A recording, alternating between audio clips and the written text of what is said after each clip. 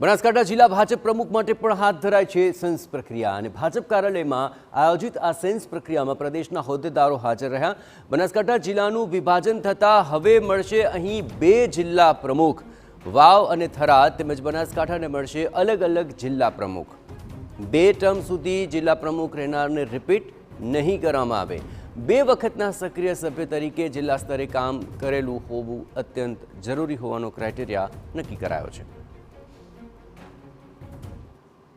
2 વખત સક્રિય સભ્ય હોય, અગાઉ કોઈ જવાબદારીમાં હોય, એ રીતે એમના જે ક્રાઇટેરિયા નક્કી કર્યા છે એ રીતે આજે ફોર્મ ભરાશે। ફોર્મ ભરાયા પછી ચૂંટણી અધિકારી ચેક કરશે, એ પછી જિલ્લા સંકલન અને જિલ્લા સંકલન થયા પછી પ્રદેશ સંકલન।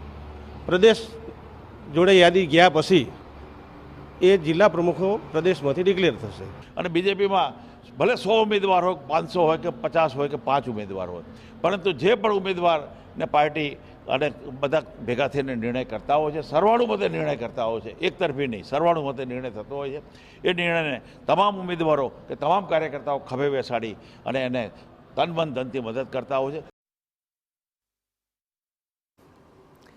જિલ્લા ભાજપ પ્રમુખની દાવેદારીમાં ડીસાના પૂર્વ ધારાસભ્ય શશિકાંત પંડ્યા, કાંકરેજના ભાજપ મહામંત્રી ભરતસિંહ ભાટેસરિયા, વર્તમાન જિલ્લા પ્રમુખ કીર્તિસિંહ વાઘેલા તેમજ લાલજી પ્રજાપતિ, કૈલાસ માળી સહિતના દાવેદારોએ ફોર્મ ભર્યા છે કે જેની ચકાસણી બાદ જિલ્લા સંકલનની બેઠક યોજાશે અને ત્યારબાદ નિર્ણય લેવાશે।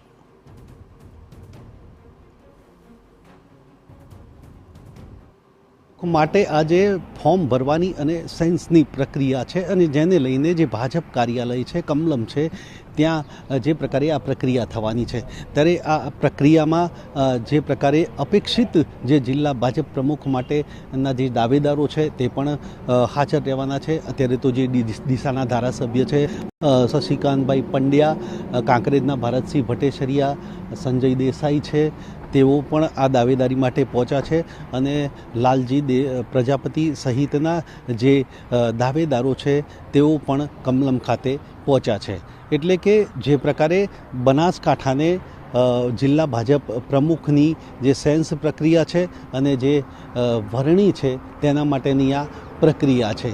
એટલે કે અત્યારે બનાસકાંઠાનું વિભાજન તો થયું છે, પરંતુ અત્યારે જે વ્યવસ્થાની દ્રષ્ટિએ અત્યારે તો એક જ જિલ્લા પ્રમુખ મળે તેવી શક્યતાઓ છે। ત્યારે નો રિપીટ થિયરીની વાત અહીંયા નથી। જો કે જે જિલ્લા ભાજપ પ્રમુખ 2 ટર્મ રહ્યા હોય તેમને જે પ્રકારે આ પ્રક્રિયામાં ભાગ લેવા નહીં મળે। એટલે કે અત્યારે જે જિલ્લા ભાજપ પ્રમુખ કીર્તિસિંહ વાઘેલા છે તેઓ પણ દાવેદારી કરી શકશે અને સૂત્રોનું માનીએ તો કીર્તિસિંહ વાઘેલા પર પસંદગીનો કળશ ઢોળાય તેવી શક્યતાઓ પણ છે। અતુલ ત્રિવેદી, TV9 બનાસકાંઠા।